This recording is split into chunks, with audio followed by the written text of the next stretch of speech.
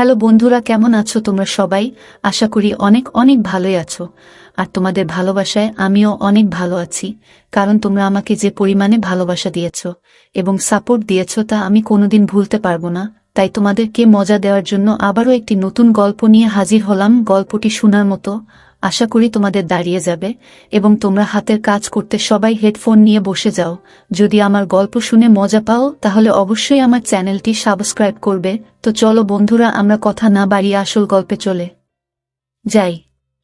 আমার বউ তার শ্বশুরের অনেক সম্মান আর সেবা করত।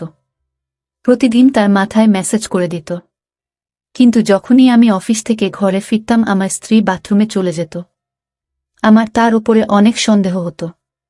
একদিন যখন আমি অফিস থেকে তাড়াতাড়ি ঘরে চলে এলাম, যেটা দেখলাম সেটা দেখে আমার পায়ের নিচে থেকে মাটি সরে গেল। আমি আমার স্ত্রী মঞ্জুকে অনেক ভালোবাসতাম। আমি তার সব কাজ সহ্য করতাম, তার প্রত্যেকটা মনের ইচ্ছে পূরণ করতাম। কিন্তু সেই দিন তাকে দেখে আমি অবাক হয়ে রইলাম। আমি বিশ্বাসই করতে পারছিলাম না যে আমার বউ মঞ্জু এতটা ভুল কি করে করতে পারে। মঞ্জু আমার বিয়ের রাতে আমাকে কথা দিয়েছিল যে সে আমার আর আমার পরিবারের সব সময় খেয়াল রাখবে, কিন্তু আমি কি করে বুঝবো যে মঞ্জু এরকম কিছু করবে। আমার আজও মনে আছে আমার বিয়ের সেই দিন যখন মঞ্জুকে আমি নিজের ঘরে এনেছিলাম। সে আমার ঘরে লাল বিয়ের পোশাক পরে বসেছিল। মঞ্জুকে এতটা সুন্দর দেখাচ্ছিল যে আমি বিশ্বাসই করতে পারছিলাম না যে সামনে বসে থাকা এত সুন্দর বউ আমার। আমার এটা সৌভাগ্য ছিল যে মঞ্জু আমার স্ত্রী। আমি আর মঞ্জু নিজের বিয়ের রাতে নিজের ঘরে বসেছিলাম। আমি আর মঞ্জু হাজারটা কথা দিয়েছিলাম একে অপরকে, সাথে জীবনটা শুরু করেছিলাম। আমি মঞ্জুকে কথা দিয়েছিলাম যে আমি তাকে সব সময় খুশিতে রাখব, আর মঞ্জুকে বললাম যে সেও যেন আমাকে অভিযোগের সুযোগ না দেয়। আমি আমার স্ত্রীর সাথে আমার জীবনের সব কথা শেয়ার করতাম।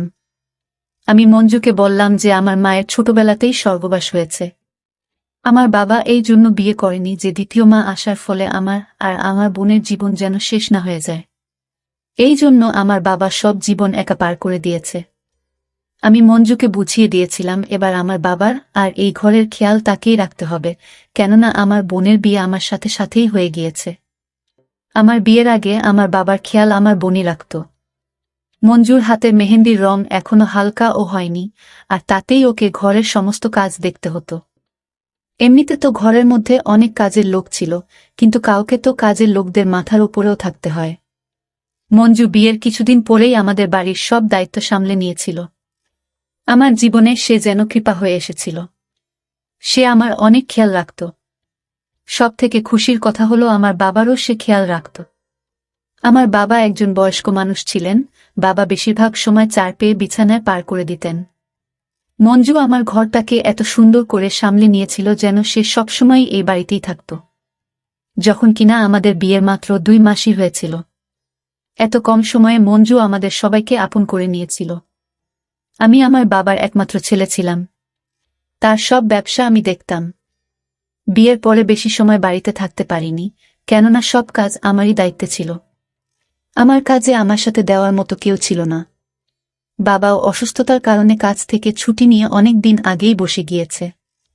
এই জন্য আমি বিয়ের পরে বেশিরভাগ সময় ঘরে থাকতে পারতাম না। বিয়ের পরে সকালবেলা অফিসে যেতাম আর বিকেলবেলা ঘরে আসতাম। আমি যখন অফিস থেকে ঘরে ফিরতাম আমার স্ত্রী মঞ্জু তখন আমার ঘরের কাজে আর বাবার সেবায় থাকত। আমার বাড়িতে কাজের লোক বাকরের অভাব ছিল না, কিন্তু সে সবসময় বলতো বাবার ক্ষেত্রে কোনো ক্ষেত্রেই বোঝাপড়া করা উচিত না। যখন আমি এই জিনিসটা দেখতাম যে মঞ্জু আমার ঘরের এত ভালোভাবে খেয়াল রাখছে, তখন আমি ভাবতাম যে আমি কত সৌভাগ্যবান যে আমি এত সুন্দর, বুদ্ধিমতী আর এত খেয়াল রাখা একজন স্ত্রী পেয়েছি। কেননা আমাদের পরিবারে আমি আমার ভাইয়ের বউদের তার স্বামীর সাথে আলাদা করে ঘর বসাতে দেখেছি, আর তারা তাদের বাবাকেও একা ছেড়ে দিয়েছে। কিন্তু মঞ্জু তো আমাদের ঘর পরিবারকে জুড়ে রেখেছিল। আমার বোন যখনই শ্বশুরবাড়িতে আসত মঞ্জু আমার বোনের ততটাই খেয়াল রাখত যতটা আমার আর বাবার রাখত। আমার বোন যখন মঞ্জুকে বাবার খেয়াল রাখতে দেখল, সে আমাকে বলল, দাদা প্রায় শ্বশুরবাড়িতে বাবার জন্য আমি চিন্তা করতাম, কিন্তু এখন যখন থেকে বৌদিকে তার খেয়াল রাখতে দেখেছি, এবার আমার আর চিন্তা নেই। আমি তো নিজেই আমার বোনের থেকে এই কথাটা শুনেই অনেক খুশি হলাম। আর আমি নিজের বোনকে বললাম, মঞ্জুর থাকতে তোকে একদম চিন্তা করতে হবে না, ও বাবার অনেক ভালোভাবে খেয়াল রাখে। আমিও মঞ্জুর অনেক খেয়াল রাখতাম। তার কোনো জিনিসের অভাব হবে না, আমি কখনো অভাব হতে দেইনি। আমি মঞ্জুকে অনেক ভালোবাসতে থাকলাম। 1 মিনিটের জন্য তাকে দূরে থাকতে দিতাম না। যখন অফিস হতো তখন বারবার তাকে ফোন করতাম। একদিন বাবার শরীর হঠাৎ অনেক খারাপ হয়ে গেল। বাবা বলল যে তার পায়ে হঠাৎ অনেক ব্যথা হতে শুরু করেছে। আর কেননা সে এখন বেশিরভাগ সময় বিছানায় পার করে, এজন্যই তার পায়ে অনেক ব্যথা শুরু হয়েছে। ডক্টর বলেছেন বাবার পায়ে ম্যাসেজ করা দরকার। তার একটু কাজ করা উচিত, যাতে তার পায়ে ভালোভাবে চলাচল হতে পারে। ডাক্তার ম্যাসেজের সাথে সাথে কিছু ওষুধ বলে দিয়েছিলেন। ডাক্তার বলেছিলেন যে ম্যাসেজ করার সময় কোনো অবহেলা যেন না থাকে। আমি বাবার ওষুধপত্র মঞ্জুকে দিলাম। তাকে বললাম আমি তো অফিস থাকি, আর তাই সে যেন বাবার সম্পূর্ণ খেয়াল রাখে। আর প্রতিদিন কোনো না কোনো কাজের লোককে বলে নিজের সামনে তার পায়েতে যেন মেসেজ করিয়ে নেয়। এই কথার উত্তরে মঞ্জু যা বলল সেটা শুনে আমি তো অবাক হয়ে গেলাম। সে বলল, তোমার বাবা আমারও তো বাবা। আমি তার দায়িত্ব কোনো কাজের লোকের উপরে কি করে ছাড়তে পারি? বরং আমি নিজেই তার পায়ে মেসেজ করে দেব। আমি তো এই কথায় অনেক খুশি হয়ে গেলাম। আমি মঞ্জুর কপালে আদর দিলাম আর বললাম, আমাকে কখনো তুমি ছেড়ে দিও না। আমি তোমাকে অনেক ভালোবাসি। এখন মঞ্জু রোজ সকালে আমার সাথেই ওঠে, আমার জলখাবারের ব্যবস্থা করে, আর আমাকে অফিস পাঠায়। মঞ্জু রোজ বাবার পায়ে আর হাতে মেসেজ করে দেয়, যাতে তার শরীরের সবকিছু সঞ্চালন ভালোভাবে হয়, আর তার পায়ে যাতে ব্যথা না হয়। আমি যখন রোজা অফিস থেকে ঘর আসি আর যখন বাবার সাথে তার ঘরে দেখা করতে যাই, তখন বাবা অনেক খুশি হয়ে আমাকে বলে যে মঞ্জু তার অনেক সেবা করে, সে তো মঞ্জুর প্রশংসা দিয়ে যেন সেতু সেতু বন্ধন করতে চায়। আমার বাবা মঞ্জুকে অনেক আশীর্বাদ করে। আমি সৌভাগ্যবান ছিলাম যে মঞ্জুর মতো বউ আমি পেয়েছি। ব্যাস, আমাদের জীবনে শুধুমাত্র একটাই অভাব ছিল যে 1 বছর হয়ে গেছিল আর আমাদের সন্তান হয়নি। যখন আমরা ডাক্তারকে দেখালাম, তখন ডাক্তার বলল আমার আর মঞ্জুর মধ্যে কোনো সমস্যা নেই। আমি চিন্তায় ছিলাম যে যদি কোনো সমস্যাই না থাকে তাহলে আমাদের সন্তান কেন হচ্ছে না। যে কোনো মেয়ে যখন দেখে যে তার মা হতে দেরি হচ্ছে তখন সে চিন্তায় পড়ে যায়। কিন্তু আমি বুঝতেই পারছিলাম না যে মঞ্জু এই ব্যাপারে কেন কোনো চিন্তা করছিল না। আমার মনে হয় মঞ্জু বেশি ধৈর্যবর্তী মেয়ে। এজন্যই সে সহ্য করেছিল আর এজন্যই সে চিন্তাও করত না। অন্যান্য বিষয়ের মতো মঞ্জুর এই কথাটাও আমাকে তার ভালোবাসায় পাগল করে তুলেছিল। মঞ্জু সুন্দরী আর বুদ্ধিমতী হবার সাথে সাথে একজন ধৈর্যশীল মেয়েও ছিল। একদিন আমার শরীর খারাপ ছিল, আমি তাই সেদিন ছুটি নিয়েছিলাম। আমি ভাবলাম জীবনে একটু রেস্ট নেওয়া দরকার। ওই দিন আমি বাড়িতেই ছিলাম। মঞ্জু ঘরের সব কাজ শেষ করে নিয়েছিল। মঞ্জু বাবার ঘরেই তাকে মেসেজ করে দিত। আমি ঘরে বসে চায়ের সাথে খবরের কাগজ পড়ছিলাম। মঞ্জু তখন আমাকে বলল, বাবার মেসেজের সময় হয়ে গেছে। আমি তাই মেসেজ করতে যাচ্ছি। আমি মঞ্জুকে বললাম যে, না, আজকের সময়টা আমার সাথে পার করো। কোনো কাজের লোককে বলে দাও বাবার মেসেজ করতে। মঞ্জু বলল সে নিজেই বাবার মালিশ করবে। আমি বললাম ঠিক আছে, তাহলে তুমি তাড়াতাড়ি এসো। আমি মঞ্জুর একটা অদ্ভুত ব্যাপার লক্ষ্য করেছিলাম। সে বাবার ঘর থেকে আসার পরে সাথে সাথে বাথরুমে চলে যেত। প্রথমে তো আমি ভাবতাম যে কখনো কখনো সে যায়, কিন্তু একবার নয় অনেকবার আমি এটা নোটিশ করেছিলাম যে মঞ্জু এরকমটাও করতে থাকে। আর বারবার সে ঘরে আসার পরে বাথরুমে চলে যায়। আমি ভাবতাম যে কেনই বা তেল দেওয়ার পরে বারবার হাত ধোবার জন্য সে বাথরুমে চলে যায়। এটা একদিনের কথা না, বরং মঞ্জু রোজই এরকম করত। আমার মনের মধ্যে একটা অদ্ভুত খেয়াল আসতে থাকল। একদিন আমার বোন এসেছিল। আমার বোন তার বাবার বাড়িতে কমই থাকত, কিন্তু এখন সে 2-3 দিনের জন্য এসেছিল। আমার বোনও মঞ্জুর এই ব্যাপারটা লক্ষ্য করেছিল যে বাবার ঘরে মেসেজ করতে গিয়ে ঘরের বাইরে আসতে না আসতেই বাথরুমে ঢুকে যায় সে। আমার সন্দেহ যেন সত্যিতে পরিবর্তন হতে শুরু করেছিল। আমার মাথার মধ্যে এই কথাটা বসে গিয়েছিল যে কিছু তো নিশ্চয়ই আছে। এই কথাটা আমার বোনও নোট করেছিল। এবার আমার এটাই জানতে বাকি ছিল যে আসলে আমার বউ মঞ্জু আমার বাবার ঘরে কি এমন করে। কেননা এটা যদি একদিনের কথা হতো তাহলে কোনো বিষয় ছিল না। আমি একদিন মঞ্জুকে ফোনে কথা বলতে শুনলাম। তার কথা বলার ধরন বলছিল যে সে তার বাড়িতে কারোর সাথে কথা বলছিল না। আমি ভাবলাম পরের বার ইচ্ছাকৃতভাবে বলবো যে আমার সাথেও কথা বলিয়ে দাও। ও এবারে ঘরে চলে এসেছে। যখন মঞ্জু ফোনে কথা বলছিল তখন আমি তাকে বললাম, মঞ্জু, আমাকেও তোমার বাড়ির লোকের সাথে কথা বলিয়ে দাও। তখন মঞ্জু হঠাৎ করে অবাক হয়ে গেল আর বলতে থাকল, মায়ের ফোন তো বিচ্ছিন্ন হয়ে গেছে। এরপরে যখন আসবে তখন কথা বলিয়ে দেব। আমার এই কথাটাতেও সন্দেহ হল। আজকাল ওর প্রতিটা কথায় আমার সন্দেহ হয়। এবার আমি মঞ্জুর এই ফোনের বিষয়টা জানার জন্য ছিলাম। একদিন আমি ইচ্ছা করে মঞ্জুকে বলে গেলাম যে রাতে অফিস থেকে দেরি করে আসব। কিন্তু এটা আমার আগে থেকেই ভাবনা চিন্তা করা প্ল্যান ছিল, যাতে আমি কিছুটা আগে আসতে পারি, যাতে মঞ্জু জানতে না পারে আমি ঘরে এসে গেছি। আর আমি লুকিয়ে দেখব যে মঞ্জু বাবার ঘরে আসলে কি করে। আমি মঞ্জুকে বললাম যে আমি অফিস থেকে দেরি করে আসব, কিন্তু আমি সময়ের আগেই অফিস থেকে ঘরে চলে আসি। আমি আমার শোয়ার ঘরে গিয়ে দেখলাম সেখানে মঞ্জু ছিল না। আমি বুঝে গিয়েছিলাম যে মঞ্জু বাবার ঘরেই হবে। আমি আস্তে আস্তে তার ঘরের দিকে গেলাম। আমি বুঝতে পারছিলাম না যে আমি ঠিক করছি নাকি ভুল করছি। আমি আমার মনের ভিতর থেকে সন্দেহ বের করতে চাইছিলাম। আমার বাবা এত বছর বিয়ে ছাড়াই ছিল, তাই আমার সন্দেহ যে আমার স্ত্রী তার সাথে। যখন আমি লুকিয়ে বাবার ঘরে দেখতে থাকলাম, আমি যেটা দেখলাম সেটা দেখে আমি অবাক হয়ে দাঁড়িয়ে রইলাম। আমি অবাক ছিলাম যে যেমন আমি ভেবেছিলাম তেমন তো নয়। আমি লজ্জিত ছিলাম যে নিজের স্ত্রীকে কি ভেবে ফেলেছিলাম। আর আমি নিজের বাবাকেও সন্দেহ করলাম। আমি দেখলাম মঞ্জু তো বাবার মাথার ম্যাসাজ করছিল। আর এমন কিছুই নয় যা আমি ভেবেছিলাম। আমি এটা ভাবার আগে আমার একবার বোঝা উচিত ছিল যে মঞ্জু একজন বিবাহিত মহিলা আর সে ঘরের কাজ করায় ব্যস্ত থাকে। আমি যতটা খুশি ছিলাম এই জন্য যে আমার সন্দেহ ভুল বেরিয়েছে, ততটাই আমার নিজের উপরে আফসোস ছিল। আমি নিজের বাবা আর নিজের স্ত্রীর উপরে কি করে সন্দেহ করতে পারি। আমি নিজের চিন্তার জন্য লজ্জিত হয়ে যখন নিজের ঘরে বসেছিলাম, তখনই মঞ্জু ঘরে চলে আসলো। মঞ্জু আমাকে জিজ্ঞাসা করল, তুমি চলে এসেছ? তখন আমি বললাম, হ্যাঁ, আমার আসার কথা তো ছিল দেরি করে, কিন্তু আমার শরীরটা ভালো নেই, সেজন্য তাড়াতাড়ি চলে এসেছি। এই কথা সে যে জবাব দিল সেটা শুনে আমি চিন্তায় পড়ে গেলাম। মঞ্জু বলল যে সে জানত আমি অফিস থেকে তাড়াতাড়ি চলে আসব, কেননা সে অফিসে ফোন করেছিল। সেখান থেকেই জানতে পারে যে আমি বেরিয়ে পড়েছি।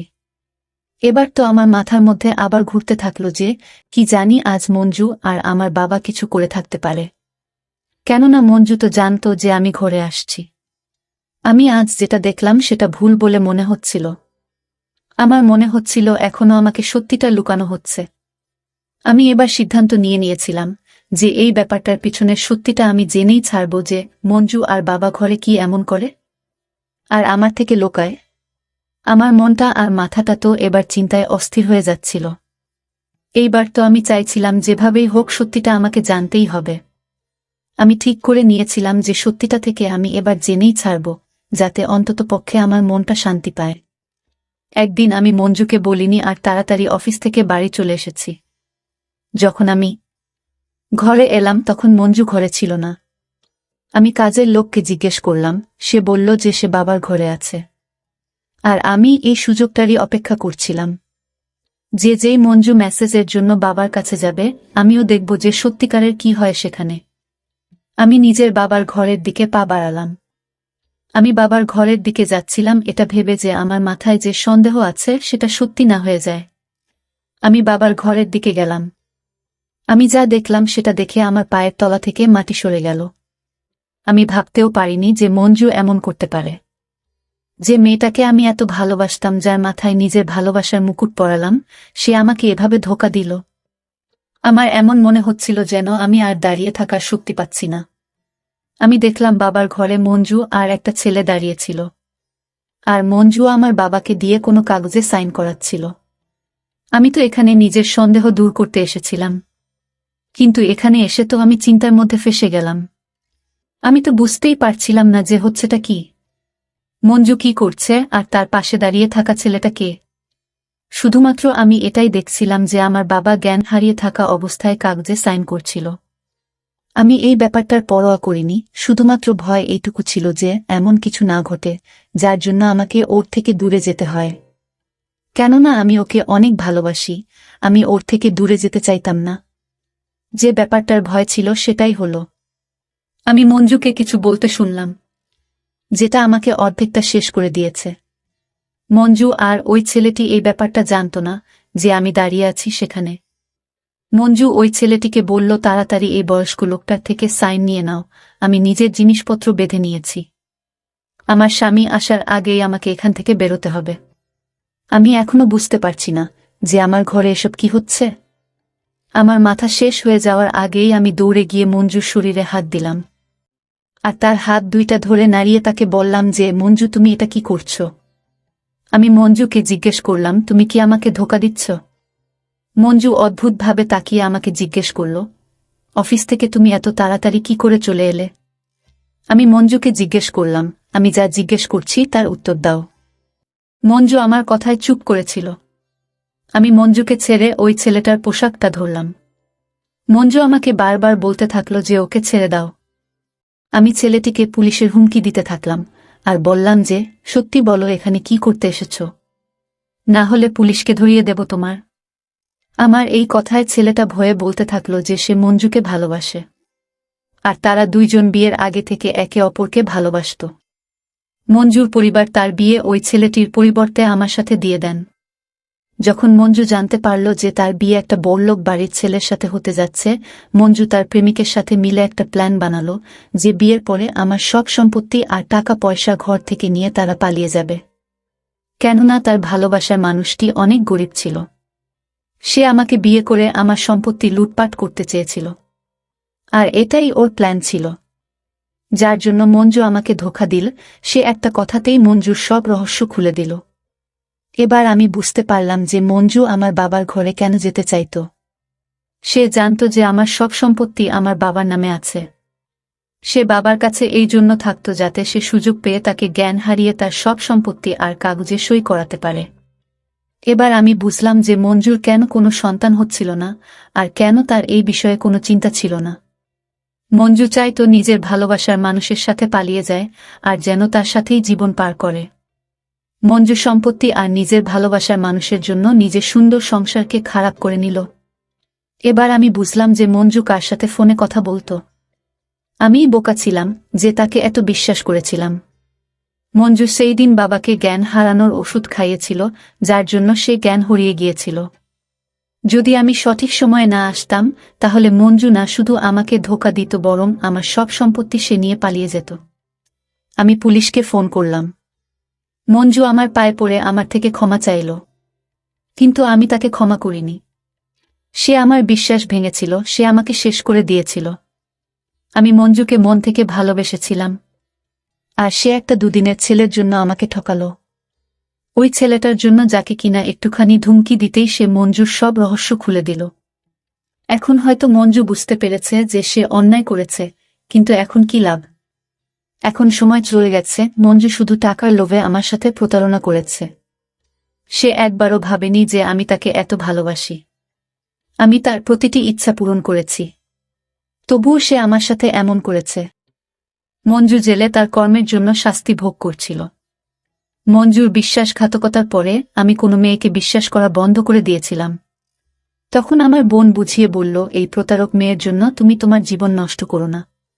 তুমি এখনো ছোট আছো, তোমার ভবিষ্যৎ জীবনের জন্য একজন মেয়ে খুঁজে বিয়ে করো। মঞ্জু চলে যাওয়ার পর আমি ডিপ্রেশনে চলে গিয়েছিলাম। আমার বোন এবং আমার বাবা আমাকে বুঝিয়ে বলল, এরপর আমিও আর মঞ্জুর চলে যাওয়ার কোনো টেনশন না নিয়ে অনেক ভালো একটা মেয়েকে বিয়ে করেছি।